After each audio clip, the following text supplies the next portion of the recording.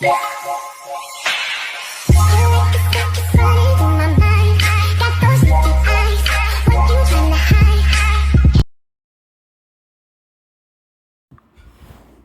araw mga idol, mga bossing. Ngayong araw pala pupunta pala ako ng San Miguel, Bulacan. Tapos ngayon dito sa parte na to, Valenzuela na pala ako. So tingnan nyo yung traffic, ang kapal, ang haba. Yun pala doon sa dulo, baha pala, ang lalim pala ng tubig. Mamaya ipakita ko sa inyo. Ayan boss, nakita nyo, medyo umano na yung tubig, palalim ang tubig ngayon.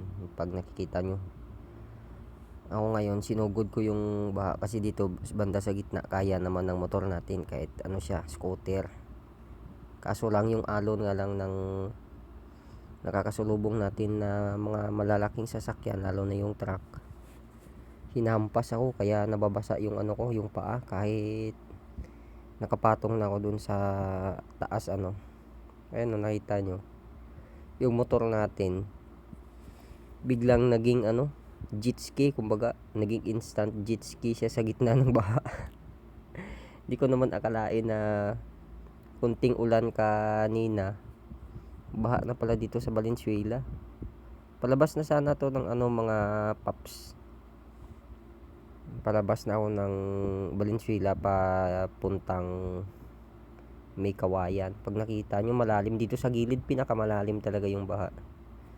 Kaya dito ako sa gitna dumaan, tapos hindi ako sumunod doon sa mga kapwa ko nagmumotor dito sa gilid. Dito talaga ako sa kotse na pula na to sumunod kasi nga dito sa gitna mababaw, bahala na mabasa yung aking paa.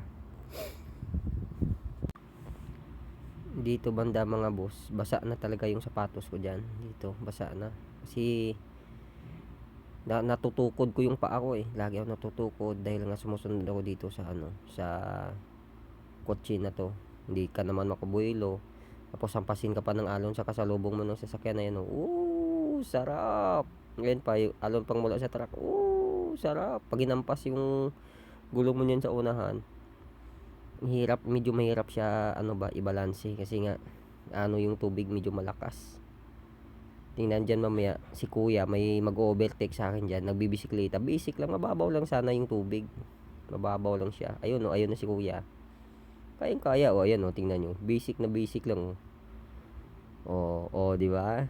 Kayang kaya niya magpadyak. Mababaw lang sana yung yung tubig, kaso lang yung alon nga lang mula dun sa pinakagilid, inampas tayo. Mukhang mapapamami ako nito na wala sa oras kasi nga nilalamig na ako sa mga na to sa mga oras na to. Kaya ingat na lang tayo mga lods sa ating mga biyahe sa sunod na mga araw kasi nga pabugso-bugso ang ulan. At ito na nga mga boss, hindi ko na kinaya, napaparis na talaga ako. Pumili na ako ng paris para makahigo pa ako ng mainit na sabaw kasi nga nilalamig na ako sa mga panahon na yan. Basa kasi yung medyas ko, sapatos, kahit nakakaputi ako pero yung binti ko basa, lalo na yung medyas ko na kasi siya sa tubig. Kaya mga bossing, kain tayo.